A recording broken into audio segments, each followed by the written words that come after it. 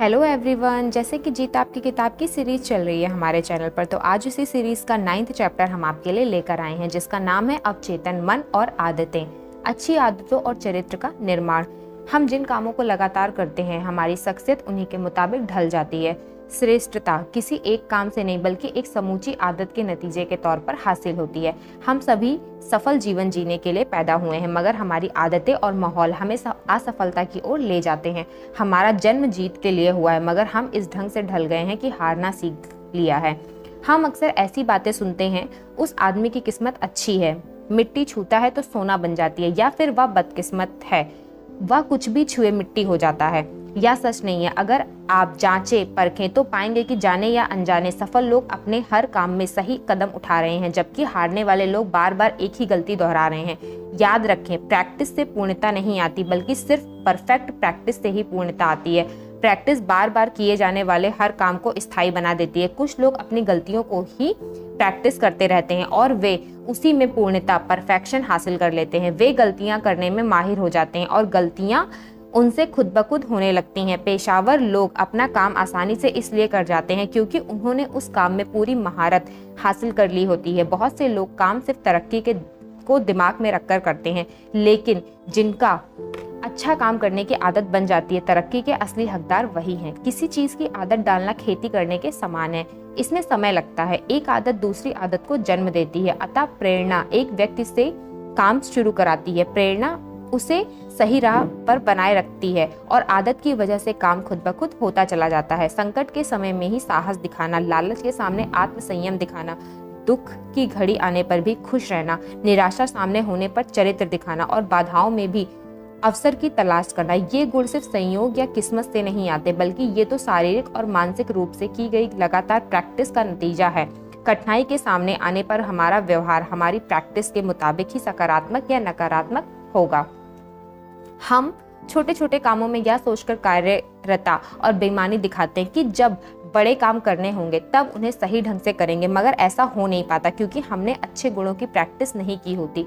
जब हम खुद को एक बार झूठ बोलने की छूट दे देते हैं तो अगली बार झूठ बोलना थोड़ा और आसान हो जाता है, तीसरी बार थोड़ा और, फिर यह एक आदत सी बन जाती है। सफलता की फिलॉसफी है कायम रहें और संयम रहें। जो काम करना चाहिए उसे करते रहो और जो काम नहीं करना चाहिए उससे तब तक बचते रहो जब तक उससे बचते रहने हमारी आदत नहीं बन जाती। इंसान की फितरत है कि वह दिमाग से कम और दिल से ज्यादा काम लेता है। ईमानदारी और निष्ठा हमारी प्रैक्टिस और यकीन का नतीजा होते हैं। लंबे समय तक किया जाने वाला हर काम हमारे व्यक्तित्व का हिस्सा बन जाता है और आदत भी।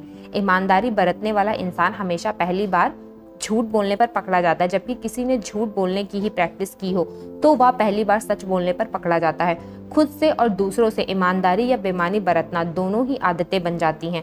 अब यह फैसला हमें करना है कि हम इनमें से किसकी प्रैक्टिस करेंगे। हमारे सोचने का तरीका भी आदत का एक हिस्सा बन जाता है। हम आदतें बनाते हैं और आदतें हमारा चरित्र बनाती हैं। हम किसी आदत को महसूस करें उससे पहले ही वह हमें अपना चुकी होती हैं। किसी ने कहा है, हमारे विचार काम की तरफ ले जाते हैं, काम से आदतें बनती हैं, आदतों से चरित्र बनता है और चरित्र से हमारा भविष्य बनता है। इसलिए हमें सही ढंग से सोचने की आदत डालनी चाहिए। अच्छी आदतें डालें फ्रॉम गुड हैबिट्स। हमारा ज्यादातर व्यवहार आदतन होता है या बिना सोचे समझे अपने आप होता रहता है। चरित्र हमारी आदतों का मिला जुला रूप होता है। अच्छी आदतों वाला इंसान अच्छे चरित्र वाला माना जाता है। ठीक इसी तरह बुरी आदतों वाला इंसान बुरे चरित्र वाला माना जाता है।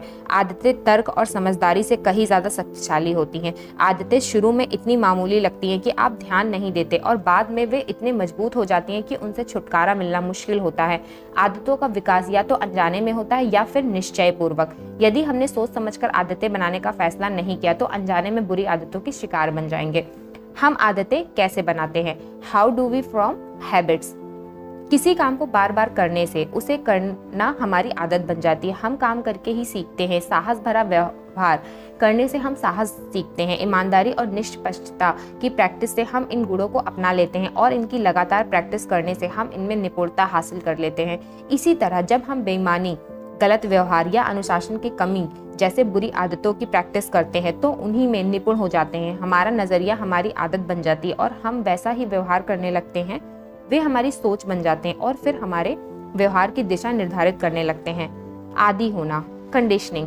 किसी चीज का आदी बन जाना एक मनोवैज्ञानिक प्रक्रिया है।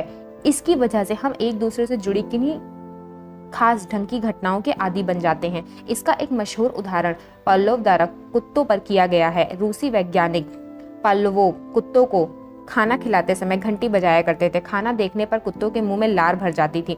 पाव्लोव अपना प्रयोग कुछ समय तक दोहराते रहे। उसके बाद उन्होंने घंटी तो बजाई पर खाना नहीं परोसा, पर कुत्तों के मुंह में लार भर आई, क्योंकि वे घंटी बजने के साथ खाना पाने के आदी हो चुका था। हमने अधिकतर व्यवहार चीजों या माहौल का आदी बन जाने का नतीजा होते हैं। हमारा माहौल और मीडिया हमें लगातार कुछ चीजों का अभ्यस्त या आदी बनाते रहते हैं। नतीजे के तौर पर हम रोबोट की तरह व्यवहार करने लगते हैं। इसलिए हमें स्वयं को अच्छी चीजों का आदी बनना चाहिए। यदि हम किसी चीज को सही ढंग से करना चाहते हैं तो यह खुद ब खुद होना ही चाहिए। यदि हम कोई सही चीज सचेत ढंग से करना चाहें तो वास्तव में उसे सही तरीके से नहीं कर पाएंगे। इसका मतलब यह है कि हमें उसकी आदत बनानी पड़ेगी। जब मैं मार्शल आर्ट का स्टूडेंट था तो मैंने गौर किया कि ब्लैक बेल्ट होल्डर भी घूंसा मारने और वार रोकने जैसे साधारण एक्शन की प्रैक्टिस कर रहे थे, ताकि जब उन्हें इन कलाओं की जरूरत पड़े तो वे इनका प्रयोग बहुत स्वाभाविक रूप से कर सके। पेशावर लोग किसी काम को आसानी से इसलिए कर लेते हैं कि वे अपने काम की बुनियादी चीजों में माहिर हो चुके होते हैं। कई लोग अच्छा काम कामयाबी पाने के इरादे से करते हैं, पर उसे पाने का हक उन्हीं को होता है जो अच्छा काम आदतन करते हैं। अच्छी आदतों को अपनाना मुश्किल है, लेकिन उनके साथ जीना आसान है। बुरी आदतें अपनाना आसान है, मगर उनके साथ जीना मुश्किल है। हम आदतों के आदी कैसे बन जाते हैं? उस विशाल हाथी के बारे में सोचिए जो 1 टन से भी ज्यादा वजन सिर्फ अपनी सूंड से उठा लेता है। जरा सोचिए कि उसी हाथी को एक पतली रस्सी और एक खूंटे से एक ही जगह पर बंधे रहने का आदी कैसे बना दिया जाता है, जबकि वह खूंटे को आसानी से उखाड़कर जहां चाहे वहां जा सकता है। जवाब यह है कि बचपन में हाथी को एक मजबूत जंजीर और एक मजबूत पेड़ से बांधा जाता है। हाथी के बच्चे की तुलना में जंजीर और पेड़ मजबूत होते हैं। बच्चे को बंधे रहने की आदत नहीं होती, इसलिए वह उस जंजीर को खींचने और तोड़ने की लगातार नाकाम कोशिश करता रहता है। एक दिन ऐसा आता है जब बच्चा समझ जाता है कि खींचने और तोड़ने की कोशिश करने से कोई फायदा नहीं है। वह रुक जाता है और शांत खड़ा रहने लगता है।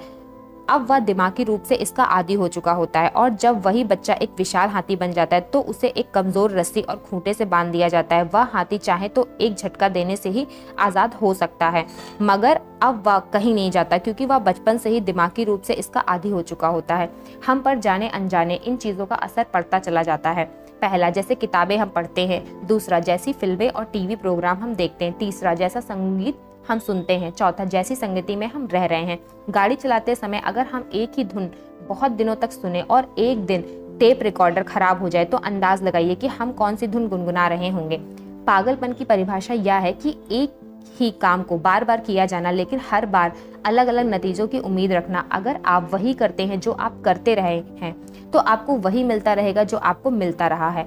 आदतों को बदलने में सबसे मुश्किल बात यह होती है कि जो चीज काम नहीं कर रही है उसे कैसे भुलाया जाए और उनके बदले अच्छी आदतों को कैसे अपनाया जाए। गीगो सिद्धांत, द गीगो प्रिंसिपल। कंप्यूटर का GIGO, garbage in garbage out सिद्धांत कहता है, पहला, गलत अंदर डालिए गलत बाहर आएगा। दूसरा, सही डालिए सही बाहर आएगा। तीसरा, अच्छा डालिए अच्छा बाहर आएगा। हम जितना डालते हैं उतना ही निकालते हैं। हमारा अवचेतन मन भेदभाव नहीं करता। हम जो कुछ भी अपने अवचेतन मन में डालेंगे वह उसे स्वीकार कर लेगा और वही बात हमारे दिमाग में उतरेगी। टेलीविजन ने हमारे नैतिक मूल्यों, सोचने के ढंग और संस्कृति पर काफी हद तक अच्छा या बुरा असर डाला है। जहां उसने हमें बहुत सी अच्छी और फायदेमंद सूचनाएं दी हैं, वहीं यह हमारी रुचियों में घटियापन भी लाया है। इसने हमारी नैतिकता को भ्रष्ट किया और बच्चों में अपराध की प्रवृत्ति को बढ़ाया है। 18 साल की उम्र में तक बच्चे टेलीविजन पर हिस्सा के लगभग 2 लाख सीन देख चुके होते हैं। विज्ञापन दाता अपने दर्शकों को प्रभावित करने में माहिर होते हैं। किसी बड़ी घटना के दौरान कंपनियां 30 सेकंड के विज्ञापन के लिए लगभग $10 लाख खर्च करती हैं। यकीनन उन्हें इसका फायदा मिलता है। हम किसी खास ब्रांड के सॉफ्ट ड्रिंक या टूथपेस्ट का विज्ञापन देखकर सुपरमार्केट से उसी को खरीद लाते हैं। दरअसल हम सॉफ्ट ड्रिंक को नहीं बल्कि उस ब्रांड को खरीदते हैं। क्यों? इसलिए कि हमारे दिमाग को उसी ढंग से ढाला गया है और हम वैसा ही व्यवहार करते हैं। जब हम टीवी में देखते हैं या रेडियो पर कोई विज्ञापन सुनते हैं तो हमारा चेतन मन उस पर भले ना गौर कर रहा हो, लेकिन हमारा अवचेतन मन खुला होता है और हम प्राप्त होने वाली हर उस चीज को स्वीकार कर रहे होते हैं। क्या आपने कभी किसी टीवी से बहस की है? जाहिर सी बात है, नहीं। जब हम पिक्चर देखते हैं तो हंसते हैं और रोते भी हैं, क्योंकि हमारे अंदर डाला गया भावनात्मक इनपुट भावनात्मक आउटपुट के रूप में फौरन बाहर आता है। इनपुट को बदलने पर आउटपुट अपने आप बदल जाता है। चेतन और अवचेतन मन, your conscious and subconscious mind. हमारा चेतन मन के पास सोचने की शक्ति है, यह स्वीकार कर सकता है और अस्वीकार भी, मगर अवचेतन मन सिर्फ स्वीकार करता है। यह इनपुट को लेकर कोई भेदभाव नहीं करता। अगर हम अपने मन में डर, शंका, नफरत के भाव भरे तो हमारे आत्म सुझाव इन सभी भावों को सक्रिय बनाकर वास्तविकता में बदल देंगे। हमारा अवचेतन मन एक डाटा बैंक की तरह है। अवचेतन मन एक गाड़ी की तरह है और चेतन मन एक ड्राइवर की तरह है। इन दोनों में से अवचेतन मन ज़्यादा शक्तिशाली है। शक्ति तो गाड़ी में भी होती है, यह अलग बात है कि उसका कंट्रोल ड्राइवर के पास होता है। अवचेतन मन हमें फायदा पहुंचा सकता है और नुकसान भी। उसमें सोचने समझने की क्षमता नहीं होती। अगर हम सफल नहीं है तो हमारे अवचेतन मन को नए और सही तरीके से दोबारा प्रोग्राम करना पड़ेगा। अवचेतन मन एक बगीचे की तरह है। इसे कोई परवाह नहीं है कि आप कैसे पौधे लगाते हैं। यह निरपेक्ष है, इसकी अपनी कोई इच्छा नहीं है। अगर आप अच्छे बीज बोएंगे तो आपका बगीचा सुंदर होगा, नहीं तो वह घास फूस से भर जाएगा। मैं तो एक और कदम आगे बढ़कर कहूंगा कि अगर आप अच्छे बीज बोएंगे तब भी घास फूस उग ही आएंगे, इसलिए उन्हें उखाड़ फेंकना का सिलसिला लगातार जारी रहना चाहिए। इंसान का दिमाग भी ऐसा ही होता है। याद रखिए, सही और गलत विचार हमारे मन में एक साथ नहीं रह सकते। हमें अपने अवचेतन मन को इस तरह ढालने की जरूरत है कि वह हमें सही रास्ते पर ले जा सके। हम आदी कैसे बनते हैं? सोचिए, हमने साइकिल चलाना कैसे सीखा? इसके 4 स्तर हैं। पहले स्तर को अवचेतन अयोग्यता कहते हैं। यह वह स्तर है जब हम यह नहीं जानते कि हम उस काम को नहीं जानते। बच्चा यह नहीं जानता कि साइकिल चलाना क्या है। अवचेतन ना ही वह साइकिल चला सकता है। अयोग्यता, यह अवचेतन अयोग्यता का स्तर है। दूसरा स्तर चेतन अयोग्यता कहलाता है। यह ऐसा स्तर होता है जब बच्चा थोड़ा बड़ा होकर जान जाता है कि साइकिल चलाना क्या है, मगर वह खुद नहीं चला सकता, इसलिए वह चेतन तो है मगर अयोग्य है। फिर वह साइकिल चलाना सीखता है। यह तीसरा स्तर है जो चेतन योग्यता कहलाता है। अब वह साइकिल चला तो सकता है, मगर ऐसा करने के लिए उसे उस प्रक्रिया के बारे में सचेत ढंग से सोचना पड़ता है। इस तरह सचेत सोच और प्रयास के साथ बच्चा साइकिल चलाने योग्य है। चौथा स्तर अवचेतन योग्यता का है। यह तब आता है जब बच्चे ने पूरी समझ के साथ साइकिल चलाना इतनी अच्छी तरह से सीख लिया होता है कि उसे अब सचेत रूप से सोचना नहीं पड़ता। यह सिलसिला अपने आप चलने लगता है। साइकिल चलाते समय वह लोगों से बातें कर सकता है और दूसरों के को हाथ से इशारा कर सकता है। इसका मतलब यह है कि वह अवचेतन योग्यता के स्तर पर पहुंच गया है। इस स्तर पर हमें ध्यान देने और सोचने की जरूरत नहीं होती, क्योंकि यह हमारे व्यवहार में खुद ब खुद उतरने लगता है। हम अपनी सभी अच्छी आदतों को इसी स्तर पर पहुंचाना चाहते हैं।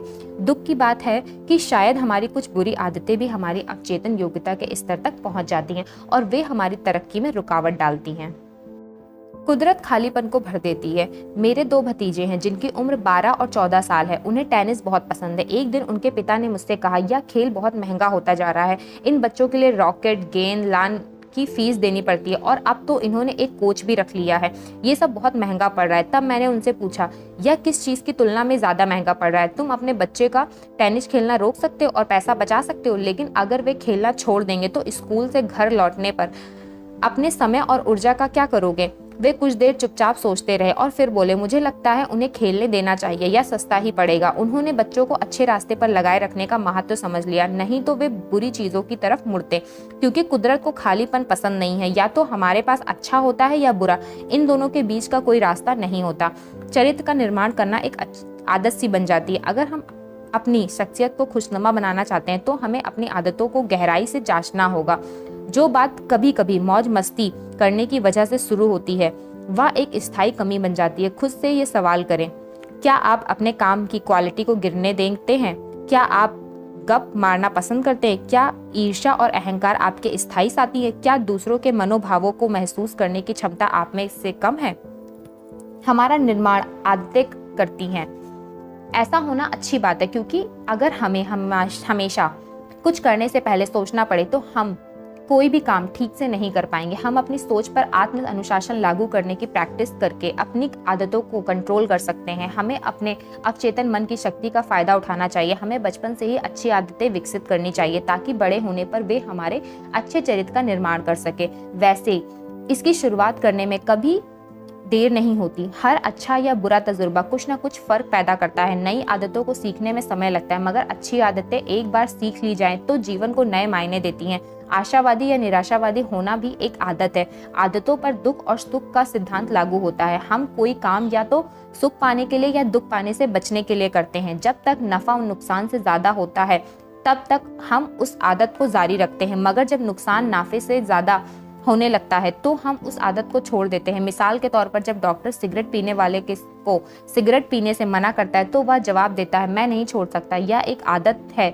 जिससे मुझे मजा आता है, और वह सिगरेट पीना जारी रखता है। यह मजा दर्द से ज्यादा है। और जब एक दिन वह एक खतरनाक बीमारी का शिकार हो जाता है, जब डॉक्टर कहता है अगर आप जिंदा रहना चाहते हैं तो सिगरेट पीने इसी वक्त बंद कर दीजिए, और वह उसी समय सिगरेट पीना छोड़ देता है, क्योंकि अब नुकसान नफे से ज्यादा है। बदलाव का विरोध। जब लोग अपनी बुरी आदतों को पहचान लेते हैं तो उन्हें बदलते क्यों नहीं? उनके ना बदलने का कारण यह है कि वे जिम्मेदारी कबूल करने से इनकार करते हैं। अपनी आदतों को बनाए रखने में उन्हें जो मजा आता है वह बदलाव के दर्द से ज्यादा होता है। उनमें शायद बदलाव की इच्छा की कमी है, बदलाव के लिए जरूरी अनुशासन की कमी है, अपने आप को बदल पाने के विश्वास की कमी है, बदलाव की जरूरत के बारे में जानकारी की कमी हो। ये सारी बातें हमें बुरी आदतों से पीछा छुड़ाने से रोकती हैं। हम सबको एक चुनाव करने का हक है।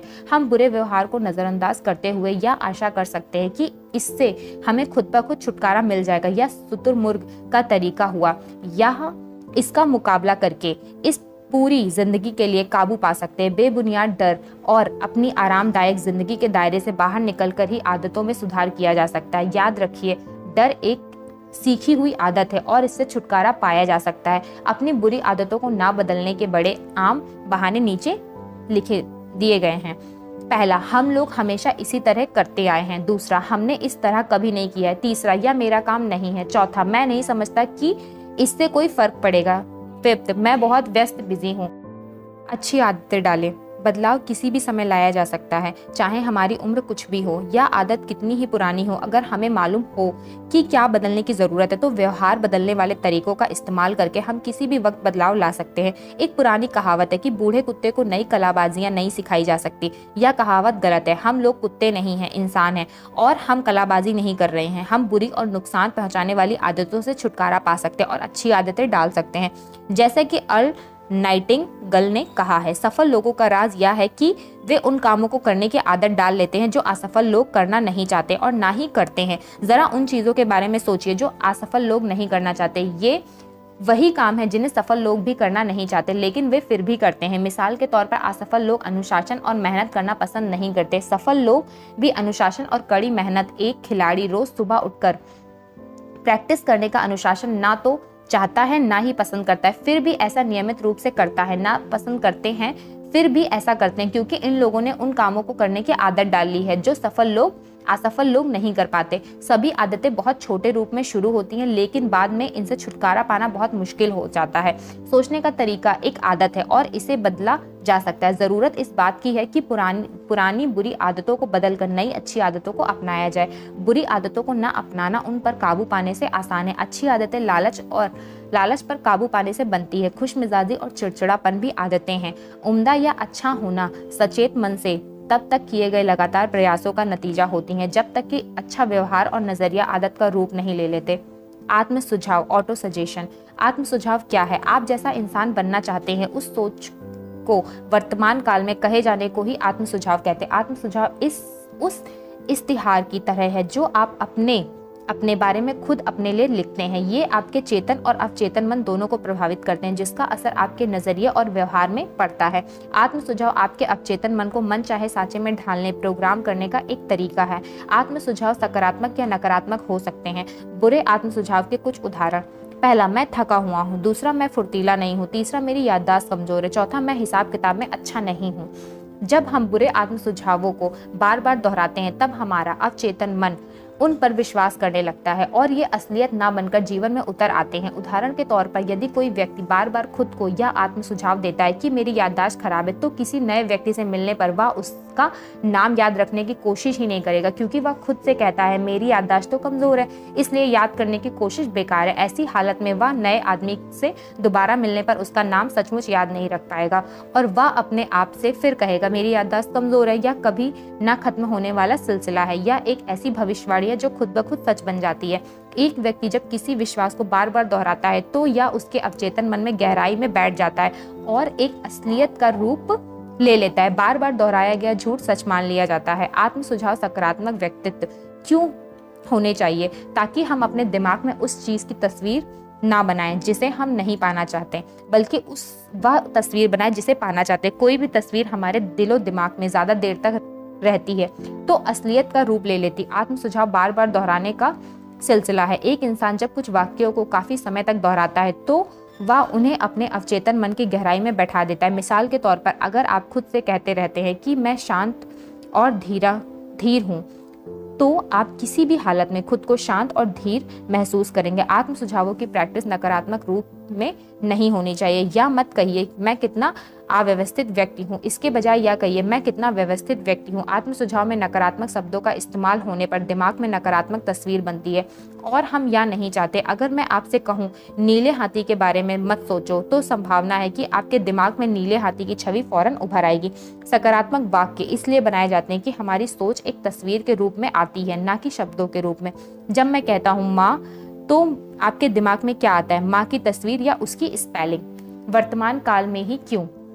क्योंकि हमारा मन काल्पनिक और वास्तविक अनुभव में फर्क नहीं कर पाता। मिसाल के तौर पर, माँ बाप चाहते हैं कि उनका बच्चा 9:30 बजे तक घर आ जाए, लेकिन बच्चा देर तक घर नहीं लौटा और अब 1 बज रहा है। माँ बाप के मन में क्या चल रहा है? वे दुआ कर रहे होते हैं कि सब कुछ ठीक हो। वे खुद से कह रहे होते हैं मैं आशा करता हूँ कि बच्चे के साथ कोई दुर्घटना नहीं हुई होगी। फिर भी क्या होता है? उनका ब्लड प्रेशर बढ़ता है। यह एक काल्पनिक अनुभव है। सच्चाई यह हो सकती है कि बच्चा किसी पार्टी में मौज मस्ती के मशगूल हो और गैर जिम्मेदारी दिखा रहा हो। अब परिस्थिति को उल्टा करके देखो। मान लो कि बच्चा बहुत जिम्मेदार है और वह वास्तव में 9:30 बजे घर आने वाला था, मगर एक दुर्घटना का शिकार हो गया और 1 बजे तक घर नहीं पहुंचा। माँ बाप के ब्लड प्रेशर का क्या हाल हो रहा होगा? वह फिर भी बढ़ेगा। पहली हालत में अनुभव काल्पनिक था और दूसरी में वास्तविक, मगर शरीर पर दोनों का असर एक सा था। हमारा मन काल्पनिक और वास्तविक अनुभव में फर्क महसूस नहीं करता। अब चेतन मन को कैसे तैयार करें? हम आत्म सुझावों का इस्तेमाल बुरी या गलत आदतें छोड़ने और सही या गलत आदतें डालने के लिए कर सकते हैं। हम सभी आत्म सुझावों को जाने अनजाने इस्तेमाल कर चुके हैं। मिसाल के तौर पर, आपको जब सुबह की फ्लाइट पकड़नी होती है तो सोते वक्त आप खुद से कहते हैं मुझे सुबह 6 बजे उठना है, और आप सदा उठ भी जाते हैं। अक्सर अलार्म घड़ी के बजे बिना ही हमारा तैयार अवचेतन मन हमें जगाने का काम कर देता है। आत्म सुझाव एक ऐसा रास्ता है जिससे कि हम अपने दिमाग को एक बयान को हकीकत में बदलने के लिए प्रोग्राम करते हैं। आत्म सुझाव बार बार दोहराने का एक सिलसिला है जिसके द्वारा हम अपने अवचेतन मन को सकारात्मक सुझाव देते हैं जो वास्तविकता में बदल जाते हैं। बार बार दोहराना ही काफी नहीं है, इसके साथ भावनाओं और एहसास का संयोग भी होना चाहिए। बिना कल्पना के आत्म सुझाव का कोई नतीजा नहीं निकलता। हमारे मन को कोई आत्म सुझाव जब पहली बार दिया जाता है तो वह उसे अस्वीकार कर देता है। क्यों? क्योंकि यह विचार अजनबी होता है, इसलिए हमारे सोचने के ढंग के उलट होता है। सफलता इस सिलसिले को पूरे मन से बार बार दोहराने की हमारी काबिलियत पर निर्भर करती है।